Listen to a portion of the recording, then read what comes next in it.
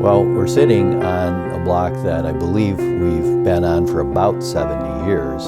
I think we all came together and jumped into something that's bigger than us, and we all really believed we could do it, and we all really wanted to see it happen. I got a phone call, I think it was in early 2015, and they asked if we were interested in working on an entire city block, and I said, let me check my schedule. Yes, I'm available.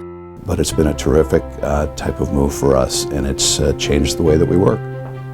It actually is makes it a live, work, play kind of facility that we envisioned when we first started looking at putting a building here. You really have created a home for yourselves. You've created a place that isn't like any of the places you used to work.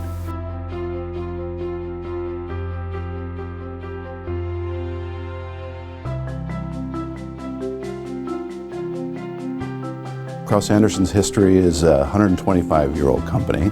We have a really rich history in the Twin Cities. We wanted to, really develop the KA brand. And so we wanted a prominent downtown location. There were a lot of less expensive solutions that we could have considered, but this was really high on the list from a brand management standpoint, to have our name on the side of a building in downtown Minneapolis.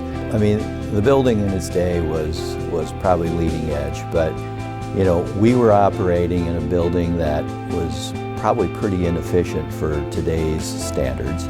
And our employees deserved a work environment they could be productive at and feel proud of, and it was time. We did some early work together that pointed to a building of about 77,000 square feet on this site, surrounded by surface parking that would support the office building. So in that sense, it was sort of a suburban approach to the project. And the City of Minneapolis and the Elliot Park Neighborhood Group challenged us to think a little bit bigger. They didn't want just an office building with a bunch of parking on the site like we used to have. We had to really look at ourselves and think about whether it was that important to be here. I had become comfortable with the idea of mixed use on the block.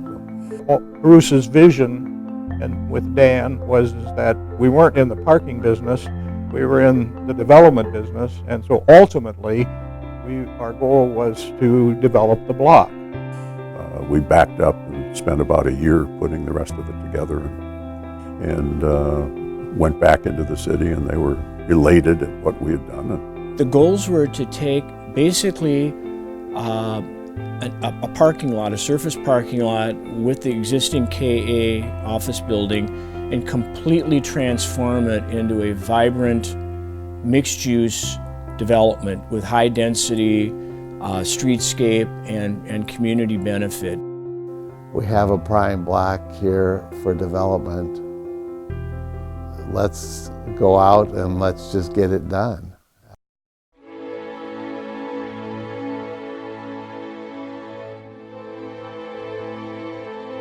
It's comprised of really 5 separate projects. So the first of which is 2 levels of underground parking that cover the entire block.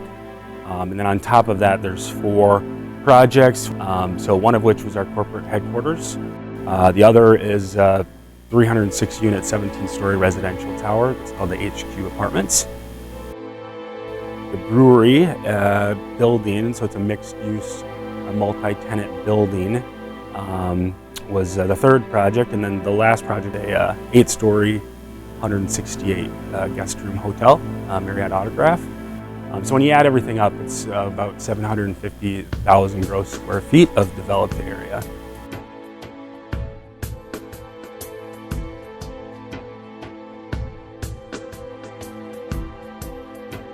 The way make these projects successful is to know what we're going to do before we get there. There's nothing worse than standing in the field with a bunch of people looking at a hole wondering what we're going to do next. But if we can plan well ahead of that, we can anticipate the problems and challenges in a project and get them resolved before we're even on site. One of the challenges was just trying to prioritize which vertical improvement or piece of the puzzle was to go first, because that really set the direction of how we were going to start building.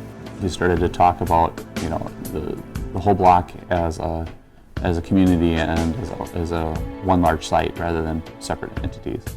So all the superintendents were brought into a room and we started to talk about the right sequence. And so as it turned out, our office building really had the most certainty in terms of what we needed and when we wanted to have it done. So as a result, we really focused on this northwest corner of the block, and that's coincidentally where everything started. And what that allowed us to do is get it pad ready first so that the vertical improvements could be the first out of the ground and then subsequently also be the first to complete. And so that just kind of set the stage for the direction. So then we took it in a clockwise direction, and that's what kind of drove the sequencing and phasing of the site.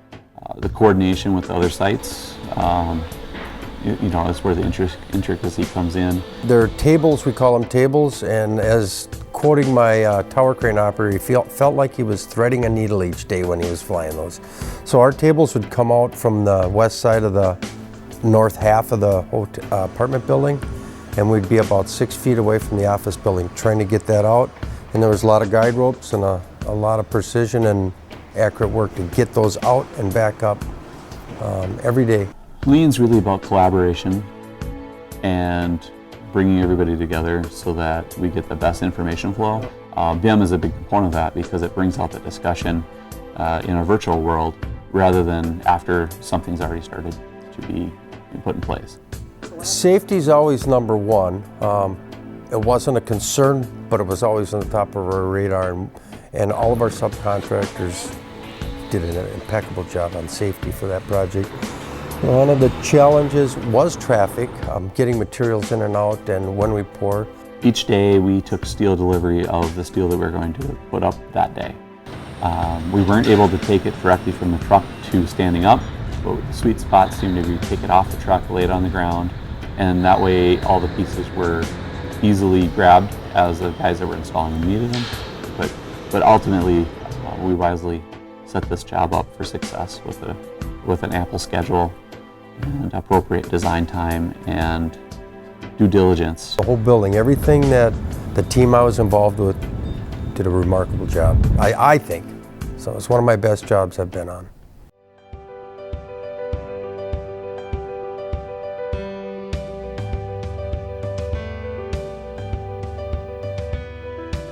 With encouragement from the city, I have to say that KA took charge and really bought into it to create this really wonderful high-density mixed-use redevelopment with 4 distinct uses. It's just not an office building, it's just not an apartment building, but it's a place where you want to live and work and play. And I think what we bring to this neighborhood, the Elliot Park neighborhood, is really creating a space for community, and that's something this neighborhood really needed. And I think because of this vision and everyone getting out of their comfort zone and taking that risk, we're going to be seeing the benefits of that.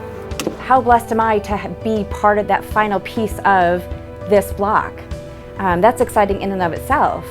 However, guests from all over the world get to experience this neighborhood, and Minneapolis alike. So I think that the locals have welcomed us in a way that this has become their spot, their place to go. And they didn't have that before, and I'm just lucky to be a piece of that. You know, the legacy that we will leave behind with this building for generations to come, I think this is just the tip of the iceberg on what we can do, and I'm really excited about our future. Kraus-Anderson, I think, was very wise in empowering the number of people that they did to participate in the process. It drove ownership by their employees, it made the building a better place, and it really did make it their own. Lloyd was not about himself, he was about his employees. And I think that Bruce and I learned a phenomenal lesson from Lloyd, and the company still is about the employees. He'd be really proud of it. He was one that was always looking to the future and looking to build, and he'd be really proud that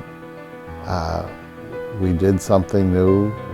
We did something bold. I mean, really a significant development on the block. A lot of this is new for us. He would have been just delighted to see us stepping out. he'd look at this and say, "You've done a great job."